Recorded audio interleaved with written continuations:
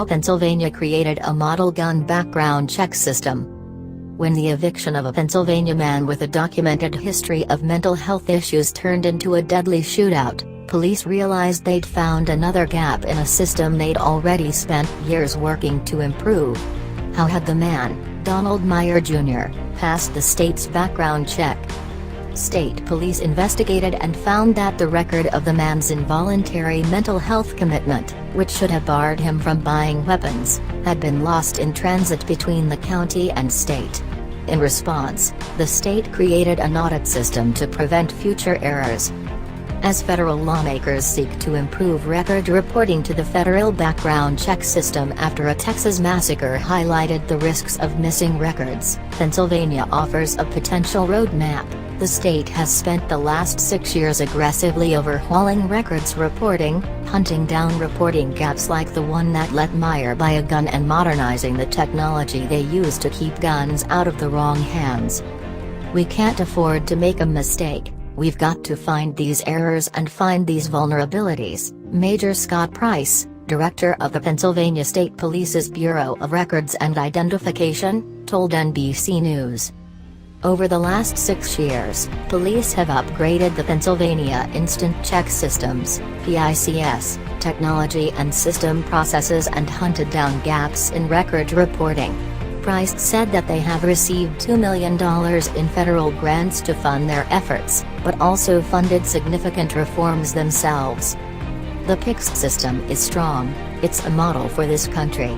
Every state should strive to do as well in record reporting as they do, said William Rosen, the deputy legal director at Everytown for Gun Safety, a group that advocates stricter gun control.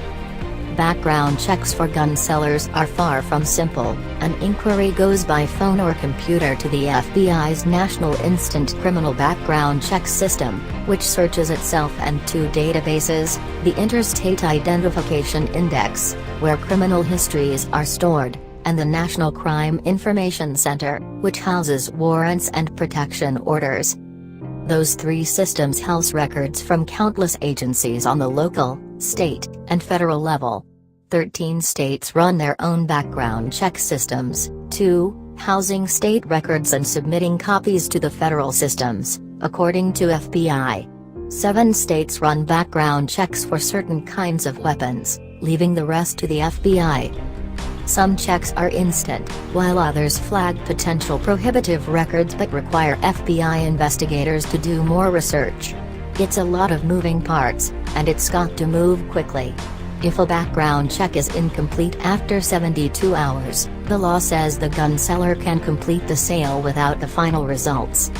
Rosen was quick to note that when the records are properly entered, the system works well. It's stopped 3 million gun sales to individuals barred from owning a weapon since its inception in 1998. The system is intricate, but the solution is simple: remove any barriers, make sure that your records get into the system, he told NBC News. The barriers to getting the right records in the right place vary from state to state, but include privacy concerns over mental health records, the intricacies of firearm and criminal law, and technological abilities. The Justice Department has ordered a review of the nation's background check system, the National Instant Criminal Background Check System, NICS, aimed at identifying and resolving records reporting issues at all levels of government, as well as within the military.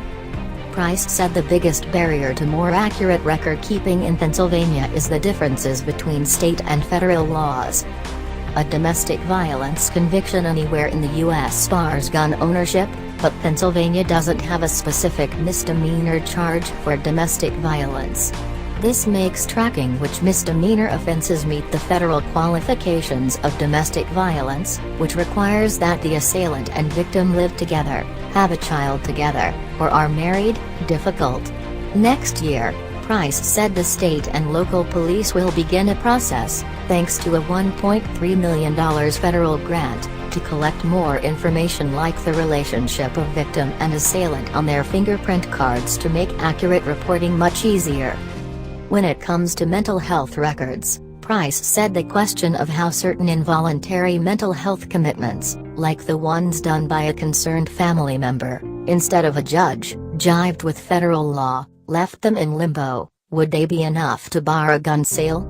The issue was settled in 2013. All of the state's involuntary mental health commitments were enough to block a gun sale, and the state transferred 643,167 mental health records into the federal system. In the 4 years since, Price said they've added around 200,000 more mental health records to the federal background check system.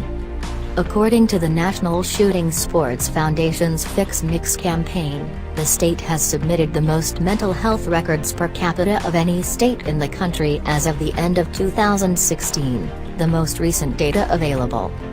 When we looked at this issue in 2011, Pennsylvania was one of the worst. They hadn't submitted a single mental health record, Rosen said. By the time we circled back in 2014, they were the best state in the country with hundreds of thousands of records in the system.